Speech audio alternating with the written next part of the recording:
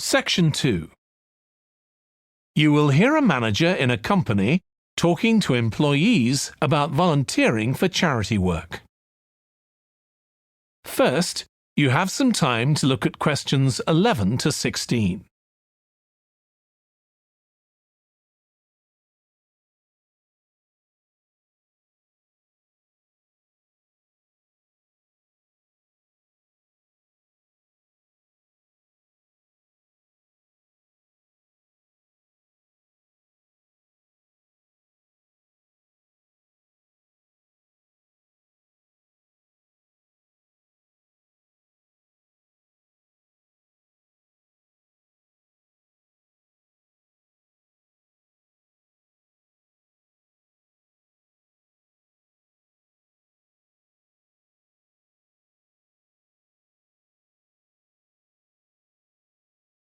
Now listen carefully and answer questions 11 to 16. Thanks for coming, everyone. Okay, so this meeting is for new staff and staff who haven't been involved with our volunteering projects yet. So, basically, the idea is that we allow staff to give up some of their work time to help on various charity projects to benefit the local community. We've been doing this for the last 5 years, and it's been very successful. Participating doesn't necessarily involve a huge time commitment. The company will pay for 8 hours of your time. That can be used over 1 or 2 days all at once, or spread over several months throughout the year. There are some staff who enjoy volunteering so much, they also give up their own free time for a couple of hours every week. It's completely up to you. Obviously, many people will have family commitments and aren't as available as other members of staff. Feedback from staff has been overwhelmingly positive. Because they felt they were doing something really useful, nearly everyone agreed that volunteering made them feel more motivated at work. They also liked building relationships with the people in the local community and felt valued by them. 1 or 2 people also said it was a good thing to have on their CVs. One particularly successful project last year was the Get Working project.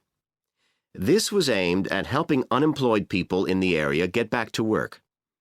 Our staff were able to help them improve their telephone skills, such as writing down messages and speaking with confidence to potential customers, which they had found quite difficult.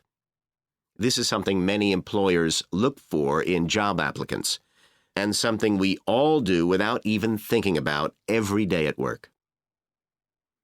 We've got an exciting new project starting this year. Up until now, we've mainly focused on projects to do with education and training, and we'll continue with our reading project in schools and our work with local charities. But we've also agreed to help out on a conservation project in Redfern Park.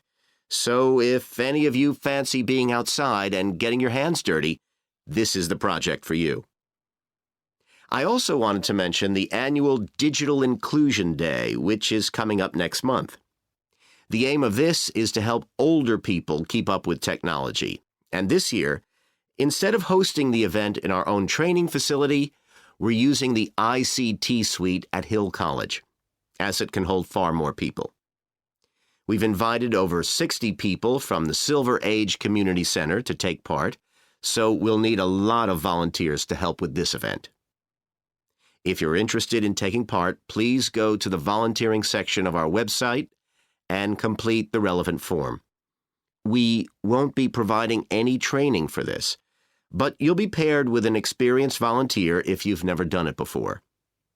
By the way, don't forget to tell your manager about any volunteering activities you decide to do. Before you hear the rest of the talk, you have some time to look at questions 17 to 20.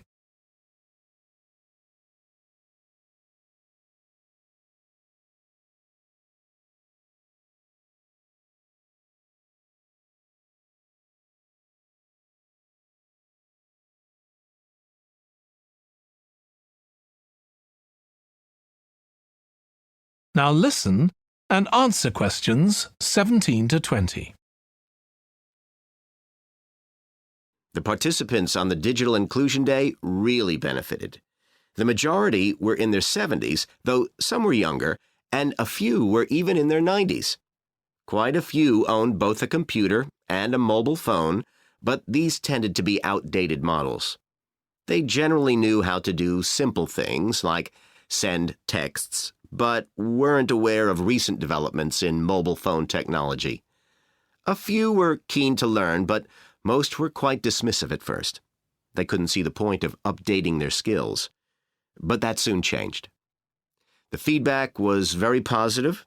The really encouraging thing was that participants all said they felt much more confident about using social media to keep in touch with their grandchildren, who prefer this form of communication to phoning or sending emails. A lot of them also said playing online games would help them make new friends and keep their brains active. They weren't that impressed with being able to order their groceries online, as they liked going out to the shops, but some said it would come in handy if they were ill or the weather was really bad. One thing they asked about was using tablets for things like reading newspapers. Some people had been given tablets as presents, but had never used them. So that's something we'll make sure we include this time. That is the end of Section 2.